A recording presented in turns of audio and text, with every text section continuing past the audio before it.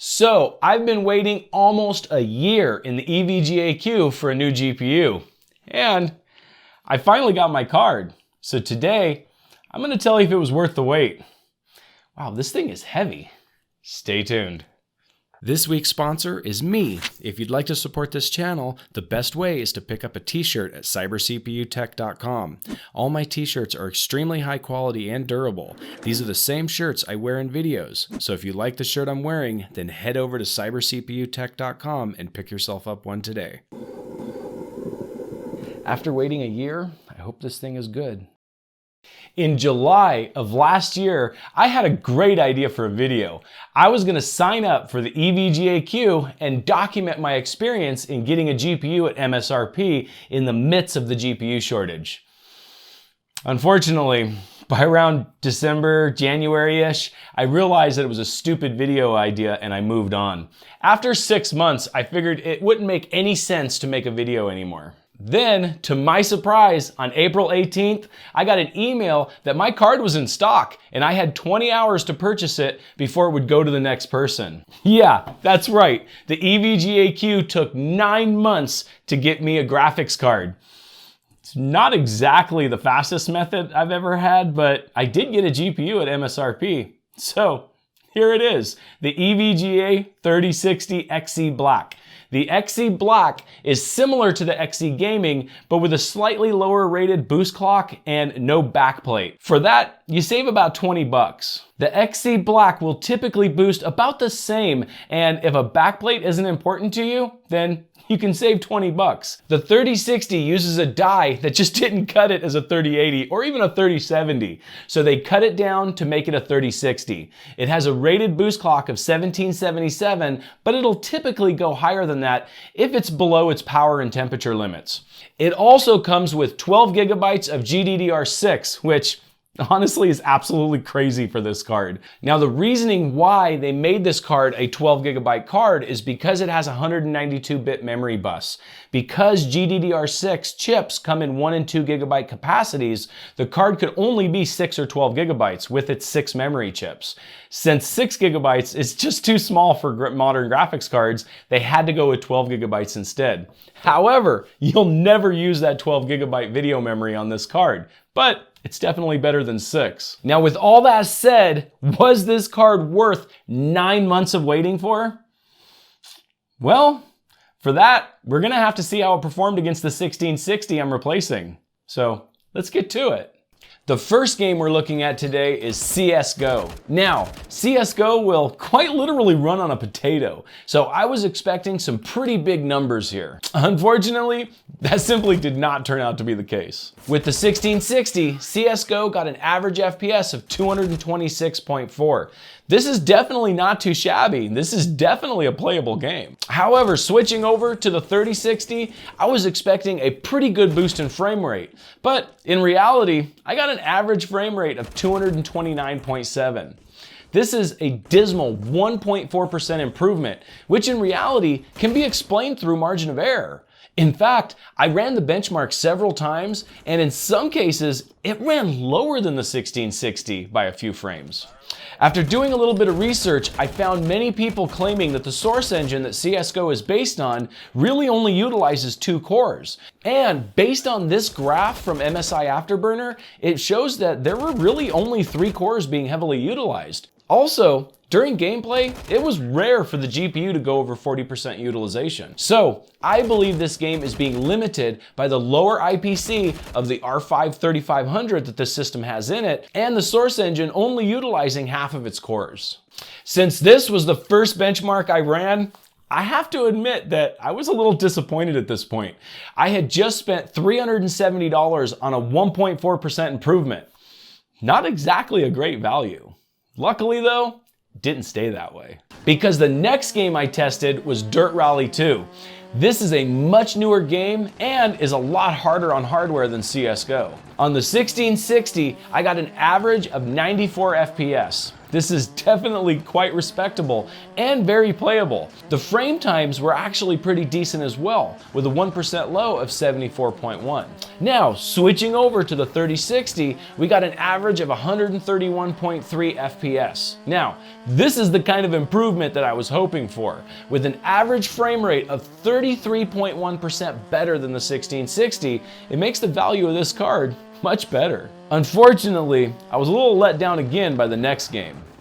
And that game would be GTA 5. We have to keep in mind though, that GTA 5 is a very old game at this point. I mean, it was released in 2013, making it 9 years old as of September of this year. With that said, GTA 5 has definitely stayed relevant throughout the years. It's probably because we don't have GTA 6 yet. With the 1660, we were able to get an average of 123.5 FPS. Considering nothing on the market when this game was released could play it at over 60 FPS, it definitely is playable. Remember, this game was released the same year as the GTX 780. However, switching over to the 3060 gave us an average frame rate of 128.5. Yeah, that's right. Only a measly 4% improvement. And you know what? The frame times might give us a clue as to what's going on. You see, GTA 5 has a problem on modern hardware. At least it's a problem I've noticed. The Rage engine that GTA runs on is actually quite dated. I don't think it was ever intended to run at these frame rates in the first place. It's pretty well known that you'll often have stuttering problems and even some bugs in the game if you play it at over 130 FPS. Now, keep in mind, my average frame rate was just under 130. It spiked to well above that several times. In fact, my maximum frame rate was 188 FPS. As you can see from the really bad frame timings, it did have stumbling issues. They weren't very noticeable, but they were definitely there. While my 1% lows were at 81.6, which is actually quite acceptable, the 0.1% lows were an awful 9.4 FPS. This game is simply not reliable at higher frame rates, and I believe that explains why we're only getting a 4% improvement. While it is disappointing, it is understandable. Maybe Rockstar should get us GTA 6 before GTA 5's 20th birthday. It's time, Rockstar. It really is. The next game I tested is a relative of GTA 5, and that game is Red Dead Redemption 2. This game came out in 2018, so it's much newer than GTA 5 and uses an updated version of the Rage engine. However, unlike GTA 5, this game is known for really putting your hardware to the test. So it's not surprising at all that on the 1660, we were only able to get an average of 40.8 FPS. Keep in mind, this is on medium settings too. In fact, this was the only game that I tested on medium settings. So this benchmark was definitely the one the 3060 really needed to win, and win it did, with an average of 61.9 FPS. Now, that doesn't seem like a lot, but that was a 41% improvement over the 1660. However, this isn't the end for the benchmark for Red Dead Redemption 2. That's because the day before I was set to film this video, I found out that Red Dead Redemption 2 supports DLSS now. So I had to fire it up and check it out. With DLSS enabled in balanced mode, I got an average of 72 FPS. This is a huge improvement for this game. In fact, it's a 55.3% improvement over the 1660. Not only that, but it's a 15% improvement over the 3060 at native resolution. If you're trying to increase your FPS in this game, I highly recommend turning on DLSS. I've already played all the way through this game on the 1660, so I'm kind of used to the lower frame rates, but now I may have to bring Arthur Morgan through his paces again at a higher frame rate this time. The next game we're looking at today is Cyberpunk 2077.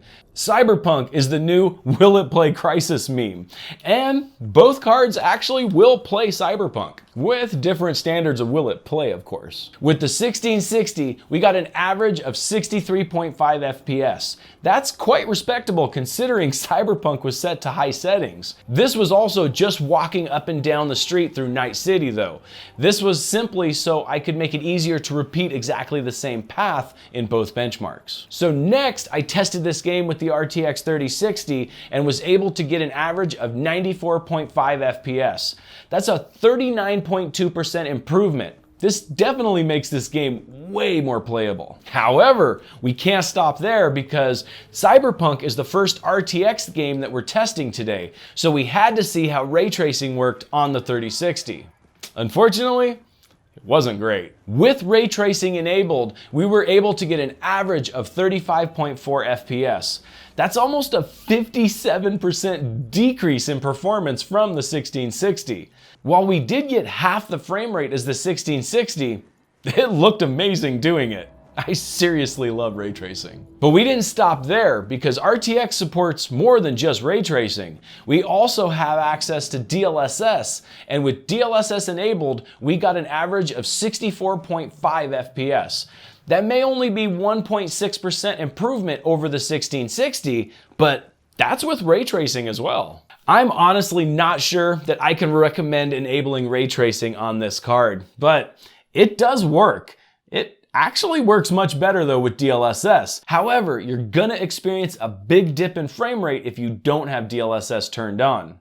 I did see a little bug in Cyberpunk when I enabled DLSS. When you're walking down the sidewalk in Night City and you see the reflections of the billboards in the water on the street, sometimes the advertisement in the reflection is different for just a split second than the advertisement on the billboard itself. You know, honestly, you're only gonna notice this if you're really looking for it, but it was a funny bug. The next game we're looking at today is Shadow of the Tomb Raider.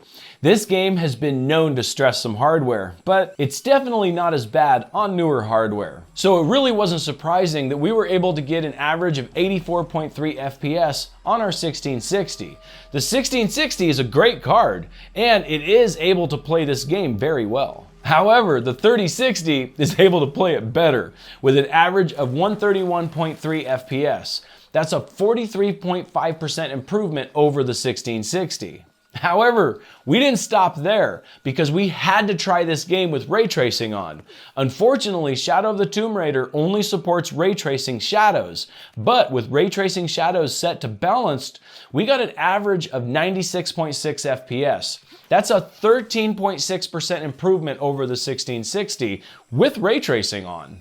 And even better, once I flipped on DLSS, we got an average of 132.4 FPS. That's our best score yet at 44.4% improvement over the 1660. And almost a 1% improvement over the base benchmark without ray tracing on the 3060. I believe this is because Shadow of the Tomb Raider only supports ray tracing shadows, so it's nowhere near as demanding. However, I did notice that with DLSS enabled, the game just looked different, and I couldn't quite put my finger on what exactly it was.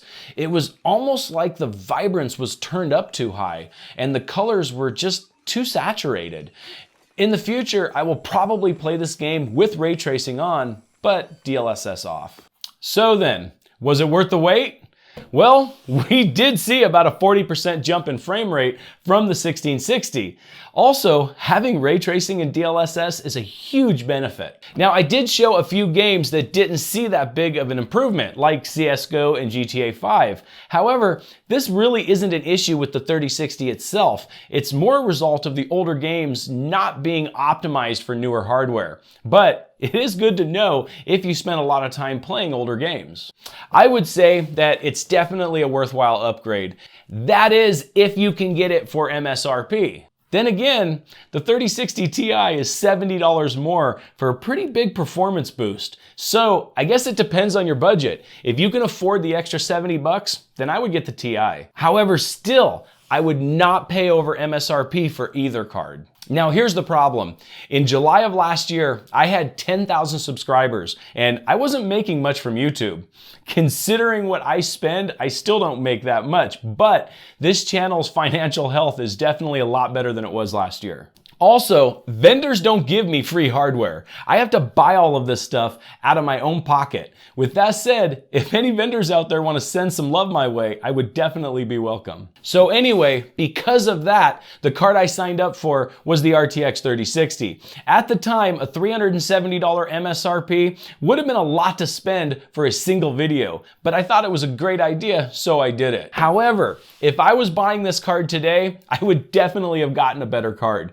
I would probably have gotten at least a 3060 Ti or even a 3070. However, I was stuck buying what I signed up for because the queue doesn't allow you to change your order to a different card. With that said, according to userbenchmarks.com, the 3060 Ti is 53% faster than the 1660.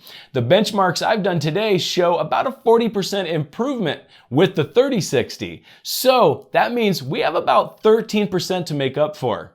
So I'm gonna do something completely unnecessary and crazy and see if we can make this card as fast as a 3060 Ti. Subscribe and keep an eye out for that. I have some pretty insane mods in mind to get us there, and I guarantee you this card will cost more than a Ti by the time we're done, but it'll be fun. So buy some of my shirts from my merch store to help me make more content like this.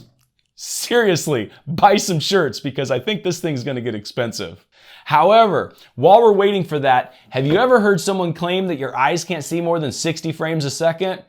Well, if so, take a look at this video where I debunk that myth. Have a great day.